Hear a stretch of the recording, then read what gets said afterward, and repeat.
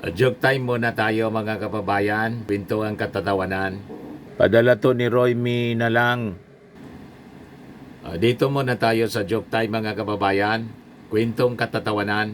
Padala to ni Roy Mi na lang. Kwento po ito ng isang teacher at saka yung nanay ng isang estudyante nung panahon ni Sara Duterte, DepEd Secretary. Sabi ng teacher, kinakausap yung nanay ng kanyang estudyante.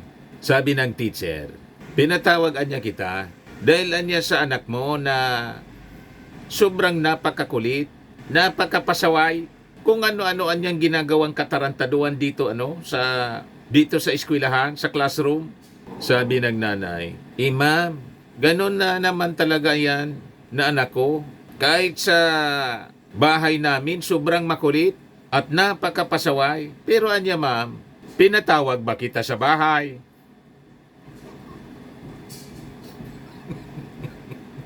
Never naman anya kitang tinatawag ma'am sa bahay. Kahit sa bahay anya, pasawayan.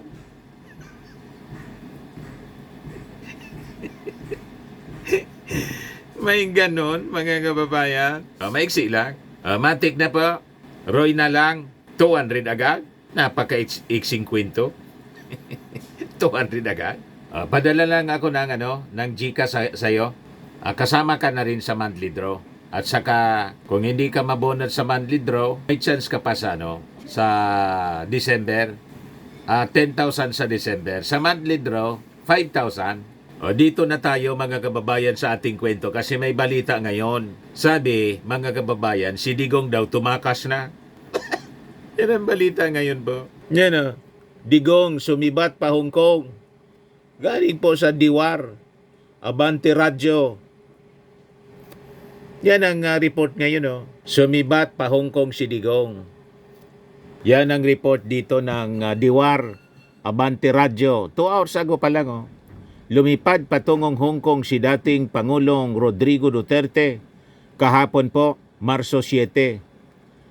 Sa gitna ng espekulasyon tungkol sa posibleng arrest warrant mula sa International Criminal Court or ICC. Sumakay siya ng Cathay Pacific Flight CX-912 mula sa NAIA at dumating sa Hong Kong 10:25 a.m. Biglaan mga kababayan, biglang pumuslit, sumibat mga kababayan kahapon. Yan po. So sabi dito sa balita ng Diwar Abante Radyo, kasabay nito, nagpapatuloy ang investigasyon ng ICC sa Kamara kontra Droga, bagamat inanunsyo ng Administrasyong Marcos Jr. noong Enero 2025 ang posibleng pakikipagtulungan sa ICC. Dati nang sinabi ni Marcos Jr. at ng PNP na hindi nila ipapatupad ang anumang arrest warrant laban kay Duterte. Ayan mga kababayan. Sabi rito din sa balita ng Abante, Pilipinas Today. Tatay Digong, bakit ka biglang umalis ng bansa? At sabi dito, biglaan niya at palihim. Yan sabi niya biglaan at palihim yung pagtungo sa ibang bansa. Marami sa mga netizens ang nagtatanong, bakasyon ba ito o iwas sa International Criminal Court or ICC? Ito anya ay dahil sa mga ugong-ugong na mag-i-issue na sa mga susunod na mga araw ang ICC ng arrest warrant laban kay Duterte na nahaharap sa kasong crimes against humanity dahil sa di umano'y pagpatay sa libo-libong katao, kabilang ang mga drug personalities, sa kanyang ipinatupad na war on drugs na nagsimula noong siya ay alkalde pa ng Davao City hanggang mahalal bilang Pangulo ng bansa. Ang biyahe ni Duterte sa bansa ay nataon din sa kasagsagan ng pangangampanya ng PDP laban, senatorial candidates na kanyang sinusuportahan. Sa halip na harapin ang investigasyon ng ICC, ilang ulit na pinagmumura ni Duterte ang International Tribunal na nagtataguyod ng karapatang pantao at iginiit na hindi ito magpapaaresto sa mga banyaga dahil ang kinikilala lamang niya ay ang batas sa Pilipinas. So, wala pang statement mga kababayan kasi kabago-bago pa lang nalabas ng balitang ito na naispatan si Digong pumuslit na picturean po. Cathay Pacific Airways Flight CX-912. So bakit anya Mr. Maravillas hindi pinigilan? Wala man pong hold departure order laban sa kanya kaya hindi man siya pwedeng pigilan. Parang si Harry Roque po. Sabi ni Harry Roque, may right anya ako to travel. Ang totoo, tumakas siya kasi wanted siya ng Congress. Ito naman po, alamang yun nga ang dahilan. Kasi palihim yung kanyang pagpuslit, pag-alis at papunta yung flight pa Hong Kong. At malamang, baka magkita sila ni Atty. Harry Roque kung saan. Baka pa Beijing.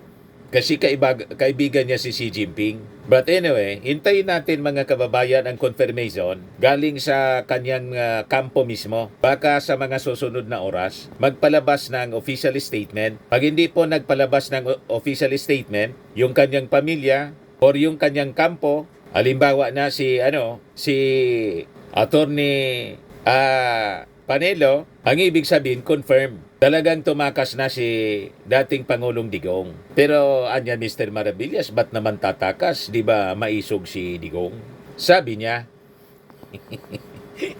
O di ba? So pag ganun mga kababayan, ang tago na halimbawa, kung yan ang nangyari, ang ibig sabihin po, hindi na siya babalik, diretso nang magtatago, so hindi na siya makakampanya bilang running for mayor ng Davao City. Diretso nang mananalo niyan si Carlo Nograles. Ito na yung katapusan ng political career mga kababayan ng mga Duterte. At because of this development, baka ang sumunod po si Sara na. Tumakas na rin po para yun naman lang anya. Madidiretsoan man lang anya kung ma-impeach at hindi na makatakbo pa.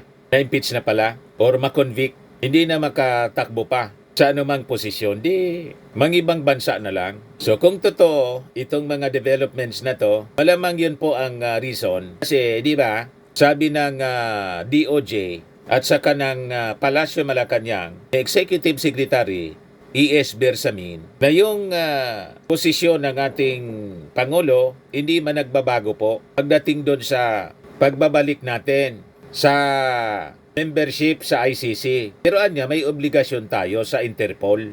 Pag nag-request niya yung Interpol, makikipag-cooperate tayo. Kasi mayroon tayong obligasyon. So kung totoo ang balita na malapit nang lumabas ang warrant of arrest laban po kay Digong issued by the ICC, malamang ito ang dahilan kung bakit siya palihim na pumuslit para iwasan po ang pagka-aresto sa kanya ng Interpol. Kasi mismo, mga kababayan, yung ating gobyerno ang magsusurrender sa kanya sa ICC kasi may Interpol po tayo.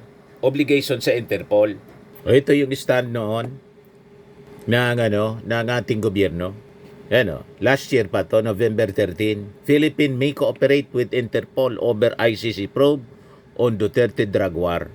Sabi dyan sa report noon ng release mismo ng Presidential Communications Office, the government would not stop former President Rodrigo Duterte if he surrenders to the International Criminal Court. Sabi po ni E.S. Lucas Bersamin, if the former president desires to surrender himself to the jurisdiction of the ICC, the government will neither object to it nor move to block the fulfillment of his desire. However, Bersamin said, local authorities would consider cooperating with the Interpol if the ICC seeks the intervention of the International Anti-Crime Body. But if the ICC refers the process to the Interpol, which may then transmit a red notice to the Philippine authorities, the government will feel obliged to consider the red notice as a request to be honored, in which case the domestic law enforcement agencies shall be bound to accord full cooperation to the Interpol pursuant to established protocols.